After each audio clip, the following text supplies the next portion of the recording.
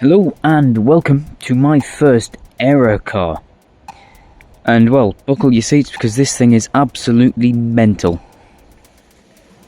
Now for premium diecast, this is relatively on the sort of medium scale, with Hot Wheels Premium sort of retailing in the UK for around £7, and with these online going for around 16. It's really in the middle. It's definitely one of the best I've ever seen, and I am insanely proud to have finally gotten one, and pleased with how it is in general, because it is fantastic without being over the top. So I'm going to show you everything I really like and sort of dislike about it, and really give you my opinion on what it is. So please feel free down below to comment, ask questions, and really express what you think about this thing, because I really like it. Now first of all, a misconception I really sort of used from this was the fact that the box design is sort of similar to Mini GTs, so it's going to be similar to Mini GT, and I couldn't be any further from the truth. In fact, it's similar in some ways, but in others it's different. I prefer this box design over the Mini GT. I love the cartoony sort of style for the Integra on the actual box. This is a DC2 Type R, so this is the Japanese spec with the nice front end, so unlike the USDM one, which has the circular headlights, which I really don't like them. It's the number 11 in the error car range, which I really need to get familiar with them, because these are really good. I'm really surprised and really happy to have finally gotten one, because it looks really good. Of course, if you need to contact them, there is their phone number. I'm not sure if it will work. Email address, well, there it is there. And just basic blabber, sort of the usual Japanese symbols that you see on Tomica, with the Pac-Man eating a brick and other numerous things. But for the most part, I love this. It's neutral without being over the top, but at the same time not being too neutral that it's just boring. I really like it. It's grown up and generally sort of shows off the brand perfectly of how the brand actually is. Now on to the actual cast itself, which is absolutely insane. If we can get a bit of focus on that front end, that would be greatly appreciative of the camera there. Now starting off on the front end, I'm just going to say everything is perfect other than the dust, which is sort of built up sadly, but that isn't paint, that's just dust. You will notice the first thing which really attracted me to it is the lensed headlights. Really like these. The first thing I really don't like about it though is that one is slightly foggy and one isn't, which does show up in cameras, but at the same time it's realistic. It's not meant to be there, but most of them do fog up, so I'll give them a little one off for that one. And one thing I do actually really like is the fact that they've included a little license plate holder there with Honda on it. I really like that. It gives a bit of element of realism to it and adds something to the body kit, I think, in my personal opinion. The Honda badge there is nicely prevalent on the bonnet, as you can see, and also if we zoom in, you'll see the sort of yellow details inside of the grille itself, which sort of show how the bonnet, how the body and the bumper is held together in the real car, which I really like. I'm going to go over opening features afterwards. After I go around the car and show it off. So on to the next element. Now, on to the next sort of element I really like about this, and I'm going to include a few Honda jokes, using the names of their various cars they've sort of produced over the years. So, without further ado, on my own accord, I'm going to go on to the side profile of this DC2 Integra Type R, where you see, fantastically detailed I have to say. You can even see how detailed it is. Sort of camera is struggling at the moment because the light isn't the greatest, but we'll try and see if we can get it to focus. You can see it says Type R, and even something else which is so small I can't even read in person, never mind on the camera. I can try and zoom in slightly more and that isn't going to help, but it just shows how fascinating the details in this thing. I absolutely love the fact it's got indicator details, or blinkers if you're from America. I love them. Not many brands sort of include them. They're sort of missed out quite a lot, so I really like that. The wheels are absolutely spot on. They are white with Honda in the center, which you can see is the same for everyone all the way around. They look great. And also, something that I really like about this cast is the fact that you can see the brake discs through the wheel, and you can even see the little caliper, as you can see in there, which I think is fantastic. And even when you spin it along, the brake discs move with it, which is also very accurate and very impressive.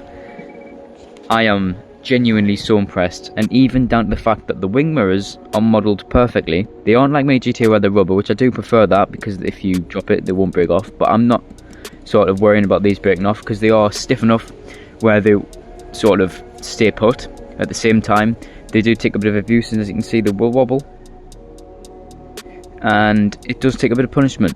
And I think they do sort of show how good quality and how well Aerocar can model their casts. And moving on to the rear end of the car, we'll see the more impressive sort of side of Aerocar, where we see even more tiny details, including, once again, that tiny little badge on top of the Type R symbol right here, where you can see the black text then underneath where it says Type. I can't even make that out now, knocking the camera, but it just goes to show how tiny the details are on this thing. You can even got a little lock for the boot latch or boot lid and a Honda symbol. It's absolutely mind-blowing how detailed this thing is. You can see the exhaust is nicely detailed, and it's even got another little Honda license plate holder there, and a fantastically moulded plastic rear wing, which I think is fantastic. And of course, as well, for David at Twice Diecast, we have lensed rear lights to go along with the lensed headlights, which I think are also equally impressive, and I love how well they are, how they're put together. You can see that it's actually painted underneath the lensing, so the lensing is sort of got a red sort of haze to it around the outside. The inner light is actually detailed and painted perfectly. It's got orange segments, red and silver, so you've really got to get one of these in person to see how good it is. And even if I sort of continue on, you'll see it's actually detailed the rear foggers or defoggers, which I think is absolutely insane, and is something that's becoming more popular and more realism and a lot more common in the premium sort of diecast side, especially since Mini GT came on the block.